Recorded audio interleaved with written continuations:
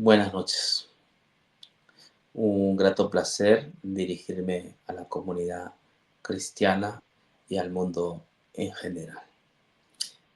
No hace mucho vi un video que llamó mi atención. Es sobre un padre de la Iglesia Católica llamado el Padre Luis Toro. Fui cautivado por que él estaba haciendo un diálogo sobre el canon del Antiguo Testamento. Y en ese video él hace alusión al protestantismo, a nosotros los protestantes. Él se burlaba, prácticamente nos trataba de ignorantes, como que si nosotros no estuviéramos documentados en lo que creemos. Y trajo de vuelta sobre el tapete las reyertas que ya muchos años atrás se hicieron. Me di cuenta que, chequeando el nombre de él, es un apologista católico. Es una especie de influencer también en las redes sociales, ¿no? Puesto que él invita a ciertos evangélicos que no tienen buena preparación académica a, a un debate, ¿no? Y él es el paladín. Casi todos los debates que ha tenido los gana, ¿no? Y esto ayuda a confiar más en la Iglesia Católica, sobre todo a los feligreses que pertenecen al catolicismo. Pero eh, ¿es cierto lo que él dice en cuanto al canon del Antiguo Testamento?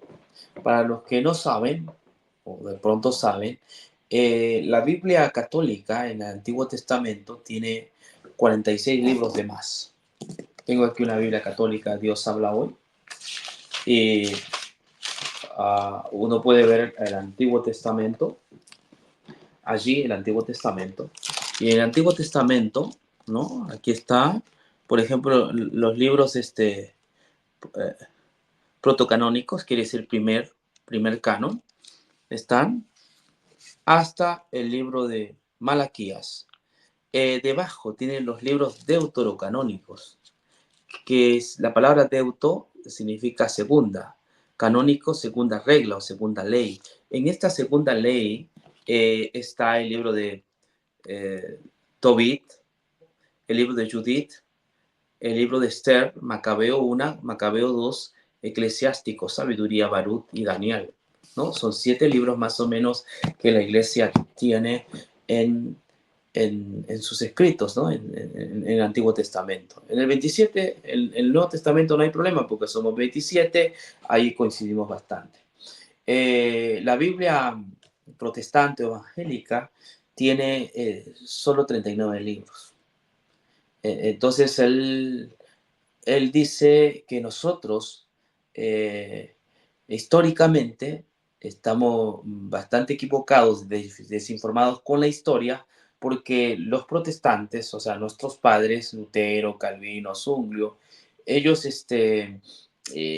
tenían también en sus Biblias los 46 libros, porque ellos también hicieron traducciones de las Biblias y pusieron los 46, y que en el año 1825, a partir de ahí, las Sociedades Bíblicas Unidas quitó esos 7, y los que hemos quitado los 7 somos nosotros los evangélicos, ¿no?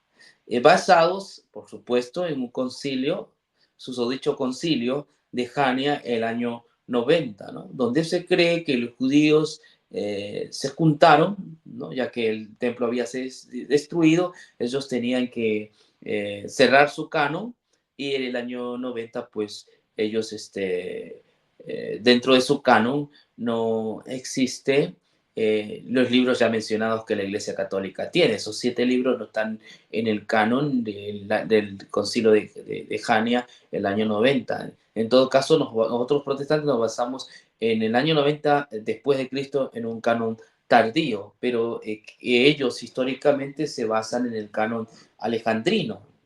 Para los que no saben, el canon alejandrino es el texto hebreo traducido al griego entre el año 250 al 200 antes de Cristo, hecho por Ptolomeo, el rey Ptolomeo, que en Alejandría sustentó económicamente, avaló económicamente, para que 72 sacerdotes produjeran el texto hebreo, tradujeran al griego, y ahí se hizo la Septuaginta. Pero conforme pasaron los años, esta Septuaginta se fue ampliando hasta que, pues, tardíamente se pusieron los 7 libros de más que tiene la Septuaginta. De hecho, este es un documento, esta Biblia Septuaginta es valiosísima. Yo no estoy en contra. Yo leo griego y me gusta usar mucho la Septuaginta. Cuando no entiendo alguna palabra en español, recurro a la Septuaginta para entender mejor las escrituras. Pero no uso los 7 libros que están en la Septuaginta, tengo mis razones. El padre Toro menciona de que, con todo caso, la Septuaginta, el texto alejandrino, es más antiguo y el más nuevo sería el texto hebraico que se hizo en el concilio de Haniel. Eso es anacronismo, porque eso no es cierto. Eso puede, para el que no conoce historia, puede embaucarse fácilmente. Eso, oh, caray, no conocía esto. Pero no, eso es puro anacronismo. Nosotros necesitamos, sí, profundizar en la historia y ver de qué momento los judíos ya tenían un canon. ¿Entiendes? ¿Desde qué momento ellos tenían un canon? Voy a presentar el video del padre Toro, pero no voy a, no voy a, este, eh, hablar mucho. Aquí está. Vamos a ver si se puede. No creo que se pueda. Ok, este es el video. Ustedes lo pueden buscar. El título es: La Iglesia Católica le agregó 26 libros a la Biblia, pero él está hablando del Nuevo Testamento ahí, ¿no? Sin embargo, en todo el video él trata de ridiculizar a la Iglesia evangélica, tratándola de ignorante, de que no conocemos nuestra historia y que hemos aceptado prácticamente que estos 7 libros salgan del canon bíblico. En todo caso, nosotros le estamos quitando libros sagrados al texto sagrado, y las plagas de Dios van a caer sobre nosotros porque hemos hecho eso. Además, él argumenta que los protestantes, Lutero, Calvino, Farel, Zwinglio, todos ellos en sus traducciones pusieron esos 7 libros, sí, pero como apéndice. No, ellos no creían que esos libros eran inspirados, tenían un valor histórico, así que nosotros no tenemos problema que estén allí, pero llamarles libros sagrados que están en igualdad con las escrituras, ese sí que es un error. Y ningún evangélico cree en eso. Sin embargo, ¿de dónde sacamos nosotros 39 libros? ¿Y por qué los católicos tienen 46? ¿Dónde está nuestro apoyo? De eso se trata este seminario, ¿no? Donde yo voy a presentar argumentos, ¿no? Que nos van a ayudar a esclarecer estas cositas, ¿no? Muy bien, tenemos aquí el tema: refutando al padre Luis Toro. Lo llamo padre, no porque considero que sea mi padre, sino es un título, ¿no? Y para mí es un título y pues, merece el respeto. Yo no tengo problema de llamarle, aunque hay gente que me diga, pero a ninguno llaméis padre, ¿no? Esa es otra cosa, tiene un contexto, lo llamo por el título que tiene. Ahora, en la discusión es el canon del Antiguo Testamento, contenidos y enseñanzas de los libros deuterocanónicos y su relación con el canon bíblico. ¿Qué relación tienen estos deuterocanónicos? Para ellos es deuterocanónico, para nosotros son libros apócrifos. Deuterocanónico, vuelvo a repetir, significa segunda ley, canónico significa, o sea, segundo canon, ¿no? Sí, estamos hablando de algo que viene después del canon bíblico, ¿no? El temario, postura de Luis Toro, ya hemos hablado: 46 o 39 libros en el Antiguo Testamento, el canon de Flavio Josefo, el canon de Jesús, hipótesis, el canon de Alejandría, el canon palestino, hebraica veritas versus Septuaginta autoritatem. Antes de avanzar con el tema, decirle, no se olviden de suscribirse a nuestro canal, ¿no? La idea es continuar con estos temas, hacer más videos académicos que ayuden a confiar no en la iglesia protestante, ni tampoco en la iglesia católica, sino a confiar que tenemos un texto llamado la Biblia, que no ha venido en el vacío, no es un texto que ha sido producto del arrebato de alguien o conspirativo, para dominar a alguien, ¿no? Sino que el texto bíblico fue redactado a medida que Dios iba utilizando a sus profetas, a sus siervos, ¿no? Y así que hay mucho valor histórico en todo esto. Muy bien, dije que no voy a hablar del concilio de Jania, ¿no? Porque el padre Toro menciona que a partir del concilio de Jania, que se dio el año 90, nosotros nos anclamos en eso y no queremos aceptar por eso los 7 libros, ¿no? Y que el texto más antiguo es la Septuaginta. Sí, el texto más antiguo en griego es la Septuaginta, pero antes de la Septuaginta existía el texto hebreo. Recuerden que los hebreos fueron llevados cautivos el 606 por Nabucodonosor, ¿no? Llevó a mucha gente cautiva, ellos perdieron su lengua, hablaban arameo, luego viene Alejandro Magno tuvo una visión mucho más amplia, tener una sola moneda, o no solo una moneda, sino una moneda que sea compatible con las demás, pueda hacer el cambio, y que haya una lengua internacional, ¿no?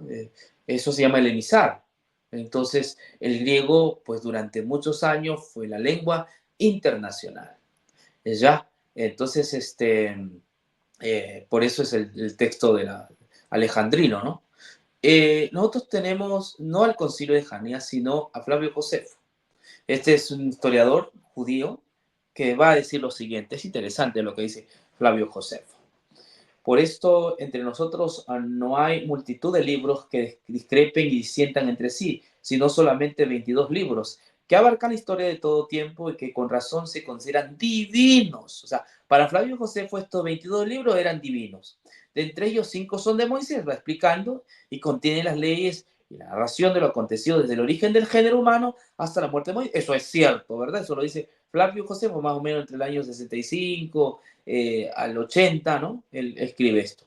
Sigue, este espacio de tiempo abarca casi 3000 años, desde Moisés hasta la muerte de Artajerjes, que reinó entre los persas después de Jerjes, los profetas que sucedieron a Moisés, reunieron en 13 libros lo que aconteció en su época. Está hablando de los profetas y luego finalmente dice, los 4 restantes ofrecen himnos en alabanza a Dios y preceptos utilísimos a los hombres. Triple división de la Biblia. La ley, los profetas y los salmos. Aquí Flavio Josefo está hablando de una triple división de la Biblia mucho antes de ese famoso concilio o susodicho concilio de Jania realizado por los judíos el año 90. Ya Flavio Josefo hablaba de libros divinos, de canon bíblico y que no había que añadirle más al canon y habla de esta triple división. ¿Entiende? Habla de esta triple división y no habla del segundo canon, ¿no? Que habla la Iglesia Católica. Bien, Flavio Josefo dice 22, ¿no? Probablemente dicen los eruditos que esto se refiera al hebreo, la letra del consonante hebreo son 22, pero en realidad son 24 libros judíos, ¿no? En todos los escritos judíos son 24. Tenemos, por ejemplo, la ley, tenemos los profetas, tenemos los escritos. Fíjese que dentro de estos libros, que son 24, no existe Judith, no existe Macabeos, no existe el libro de Esther, el apócrifo, eclesiástico, no existen esos libros. Te puede dar una mirada y no hay, ¿no? Usted dice, pero aquí no hay 24, hay más. Lo que pasa, donde he señalado con cuadritos los 12 profetas, para ellos, los judíos, era un solo libro, porque eran pequeñas versiones de los profetas, ¿no? Muy pequeñitos. Entonces, ellos hacían, con esto de acá, ellos hacían 13 libros, ¿no? Acá tenemos 5, 13, ¿no? Lo que Flavio Josefo hablaba de 13. Y finalmente nosotros tenemos a los escritos, ¿no? Salmos, Proverbios, Jod, Cantar de los Cantares, Ruth, Lamentación, Eclesiastés, Esther, Daniel, Esdras y Crónicas. En total son 24. Probablemente Flavio Josefo, como digo, insertó 2 libros dentro de 24 para que alcancen 22 con las consonantes severas. No lo sé, probablemente eso fue, ¿no? Pero él se va acercando a la idea de un canon tal como está aquí en esta tablita, ¿no? Sorpréndase. Filón de Alejandría.